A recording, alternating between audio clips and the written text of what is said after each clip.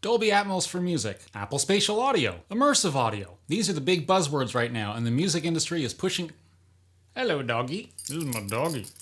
These are the big buzzwords right now, and the music industry is pushing really hard for it. But is it just a fad that's destined to fail like previous attempts at putting music into surround sound before? Or is it actually going to stick this time, and this might be the new standard? And if so, what does this mean for us small home recording studios? I mean, is this just the end of the line for us? Well, that's what we're going to talk about today, so let's get right into it.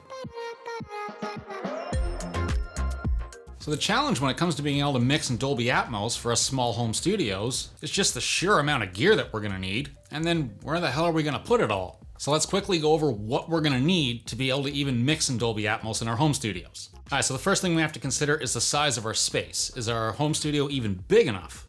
I want you to think about it long and hard. That's what she said. Don't you dare. Now the spec from Dolby on the minimum size of a room is about 10 feet by 12 feet. So I mean, size-wise, that's actually not that bad. That's what she said! I mean, that's pretty much a typical small bedroom. So unless you're literally working in a shoebox, your room size probably isn't gonna be a problem. Next thing we have to think about is just the amount of speakers that we're gonna need. So on this, the recommended spec from Dolby is a 9.1.4 setup. So what does that mean? That means we're gonna be surrounded by 9 ear-level speakers. There's gonna be 1 LFE channel or subwoofer, and then there's gonna be 4 speakers up on the ceiling. Now that's the recommended spec from Dolby, but some smaller studios and some engineers who do a lot of work at home, they've put in 7.1.4 setups. Oh, and I can't remember who it was. I was watching a video and they spoke to Adobe, and the guys they spoke to said at a bare minimum, if you can at least set up a 5.1.2 setup, so 5 ear level speakers, 1 sub, and only 2 speakers on the ceiling, then that's basically their unofficial minimum requirement to be able to mix in Dolby Atmos. So if you happen to be in a smaller room and don't have a ton of space for a ton of speakers, at least adding 3 more and then 2 on the ceiling to your current setup isn't that big of a deal. Next thing's gonna be the cabling and the stands that we're gonna need. I mean, last I checked, speakers don't hover, and 2 to 4 of them have to be mounted on the ceiling above our heads. So we gotta figure out stands for all of the ear level speakers. The speakers that go on the ceiling, we have to try and figure out a way to mount them. Really? Nothing. Then we have to get audio signal to them, so that's going to be a lot of cabling. And I'm assuming most of us at home are going to install powered monitors, which means we also have to get electricity to these things. Now, speaking of all these speakers, we also have to consider acoustic treatment. Now, if you're just mixing stereo in a home studio, when it comes to acoustic treatment, as long as you've at least got your first reflection points covered, maybe a cloud above your head, maybe a bass trap or 2, you're going to be in a pretty good spot. But now when we're talking about upwards of 14 speakers surrounding you, this is a whole different can of worms. Your typical bare bones acoustic treatment for a stereo setup isn't going to cut it anymore. And if you watch videos on the Dolby Atmos mix rooms in a lot of the bigger studios, many of them have just gone for the make the room as dead as possible approach, which normally when mixing stereo you wouldn't want to do. You'd want to have the room be a little bit live. But again, upwards of 14 speakers, this is a different animal. Now with all of these speakers in our setup, we also have to be able to get audio signal to all of these speakers. So when it comes to Atmos, little 2-channel interfaces, ain't gonna cut it.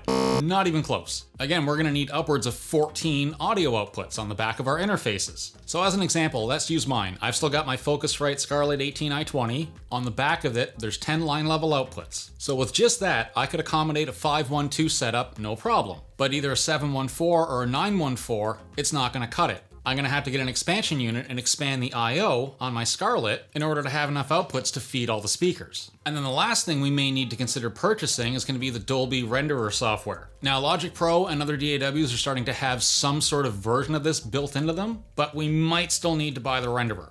Now, luckily, we don't need the expensive $1,000 version. That's for like big giant studios, but for home studios, the $300 version's gonna do what we need it to do. And here's why we might still need it. Why am I doing Shooter McGavin guns? What is fucking wrong with me? Now Logic, for instance, when you're exporting an Atmos mix, what you're exporting is an 80 MB WF file, I think it is? Something like that. Now this file can be opened by other DAWs, right? So if I exported this file out of Logic, Pro Tools would then be able to open up that session, read it, play it back, no problem. But maybe you happen to have an Atmos system in your living room and you want to be able to check your mix in your living room. Your home stereo receiver isn't going to decode this file. It needs to be an MP4 file. So currently the only way that we can export our Atmos mixes into an MP4 file that we could throw on our phone and check onto other systems is to do it through the Dolby renderer. Now that might change in the future, but at this current moment in time, that's the only way we're gonna be able to do this.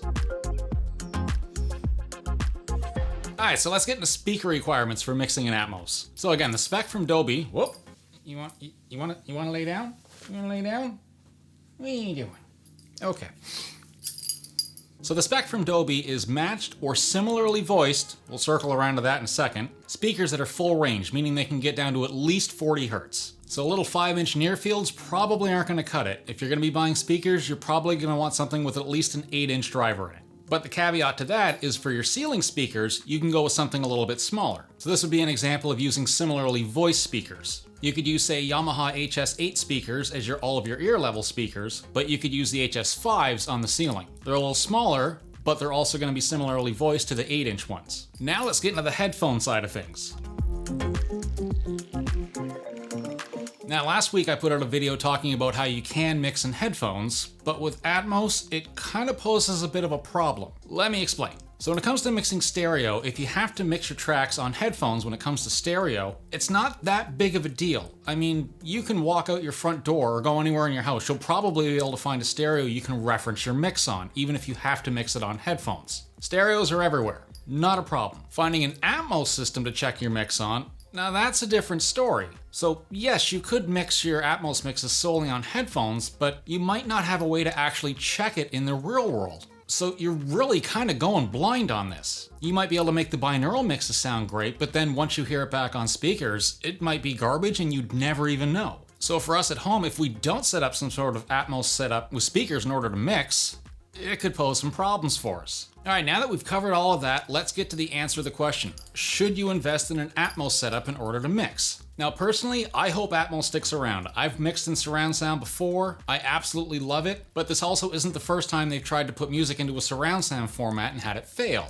Quad failed back in the 70s, 5.1 failed with music, I don't know, maybe 20-ish years ago. So now this is just another attempt to convert music from stereo into surround. Now this time around it happens to have a lot of sticking power, but it also doesn't mean it'll actually stick. It could flop and in a year or two we'll never hear about this again. And the last thing I want to do is recommend to any of you to go out and spend a ton of money on speakers, upgrading your audio interface, for all of this to flop, and then you've wasted thousands of dollars for nothing. So my recommendation to you at home, and this is what I'm currently doing, don't spend any money on this yet, but start preparing for it. Some examples of how I'm preparing for this is this setup isn't going to work for Atmos. I'm going to have to rearrange the space, which is fine. That's free. Not a big deal. I'm going to need to start building new acoustic panels just in case Atmos becomes just in case Atmos sticks, which is not a big deal. I need to build new acoustic panels anyway. Not the end of the world. And then for myself, I'm going to wait a year, maybe 2 years, and see if it's actually sticking around before I actually decide, okay, I'm going to go to the store, I'm going to order all the speakers, and I'm going to set this thing up. I'm going to do as much as I can on headphones in the meantime. I'm going to do some videos and help you guys out with that. But that's my advice. Start preparing for it, but hold off on spending any money until it looks like it's going to be the future and not just disappear in a year or two.